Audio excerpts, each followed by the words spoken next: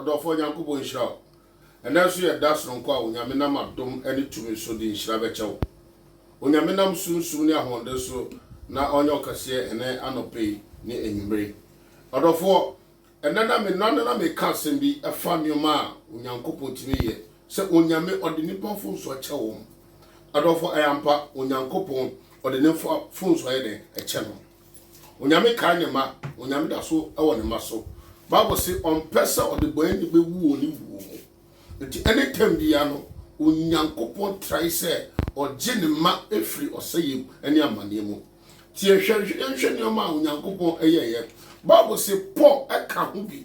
Ana yetim system aboku no. Na so akọ wie kire no Paul be Onyankopon edi focus obey apostle kese ono na timi hu Onyankopon enim onyam hu nyame ekukuo mu nsem yi edi ye revelation timi pieye odofo why na se ofuma onyame fanchaw na why na se onyame beja wo sa bi odofo mema wadwe nkyira wo se ofuma onyame fanchaw fom na wafom no eye nioma bia urade de ukomu a wo hu entina se untimi manyame hobium untimi ntira nyame hobium de wo ye ma urade no begya dabi ye kamfo nso bi wo ha obi betimi di nyoma bi abawa kwamu a wo anya careful a brother unyame som be bafo tienie pa amen.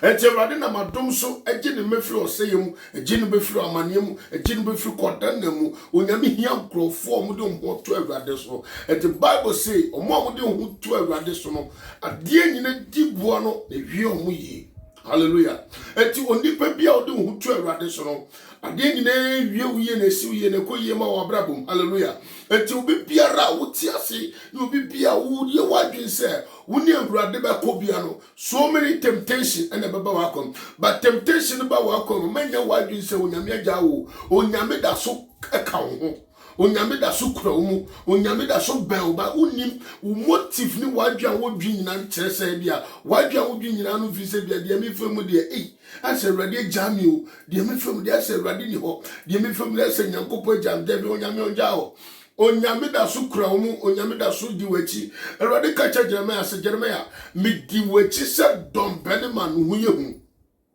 erade ne ka cha no the reason it woni ma de krotia Jeremiah no wa ye na adwin se onyame ni nachi ana erade ka cha se Jeremiah mi di wachi se dombene man hu ye hu that is erade di nachi bono ho pai o Kristo ni ebe ye wadwe se bia nyoma baslide bia obaslide nti nyame jao onyame njao onyame da so ka Bible say Awurade ma Samson honde emma nyoma bebre na Bible say Samson jano ho emma oba bia friend oba ye friend Delilah. Hallelujah. The Bible say ojano ho masa oba no na Bible say ye hu ni kukuo mu nsam agi Onyankopon ho de free ne so na Bible say ne ho ba no ho subie no obompa ye ka che Awurade se Awurade hu me mobo nessa restore me back biom na Bible say Awurade kai no esa restore onyame adi for no back biom Awurade restore Samson esa back biom. Hallelujah. Enti ma me ka bibi nchiro onyame nsa da wo so ba you don't know oye wadwen se wahwe brother menye wadwen se wahwe ase wadwen na chiro se wahwe ase solid free baby awo Bible say kai baby awo hwe ase free na sorry free wo. Hallelujah. Enti ma obambo bibia wo yemu emane me bi hu Yesu ka asemi osese wo pambo na wo ka omo ne oyo no kofo ne otri ni se ode beche wo ade na wotena ho ama obi eka nsem hu sa ana mo nipa da se wo de waso ama nipa esa wo sa ade na wo de wakoma ama nipa bi obi ebre ugidi asesa brother ema obemumbu koso di Kristo echi koso asom nyame koso be Awurade ohawmu otaimu amaniemu. Hallelujah. Bible say mama ni nyamo de se yemu yetamu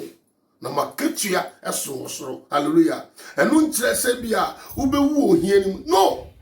Awurade be yi wo afrim Awurade be yi wo afrim osi no trini na mande doso na so Onyankopon yi ni fini nyina mu odofo fa homa Awurade fa homa Jesus som nyame be Awurade na Awurade dododo onyankopɔn nhyira papa onyame nya okase open me na person frame me na oni me twetwe nkomo kakra efa onyankopɔn asɛm ho efa ne ma bia wo ye adwuma ho aware ho kyese ebia frame me na me no ni nkomo onyankopɔn nya okase bebre na open me no ma so me no ma no so nam screen na se hallelujah me no ma namase pick no ma no na frame me akasa me din prophet Morgan Fripo Bofo onyame sunsun ewo ho onyame tumi wo so amen onyankopɔn hyira na nsara me kon me che me papa prophet Dr. Eric Osefrepo papa be bia obi onyankopɔn hyira wadom na onyame adom akyɛde anyame de akyɛw ɛno na nyame nam so ɛde no wo sra so yɛ so ɛma yɛn so no yɛti ase yɛde bɔ mpa nti papa kɔsɔ bɔ mpa ma yɛ onyankopɔn hyira bibiri no kɛse amen dodo na frɛ me onyankopɔn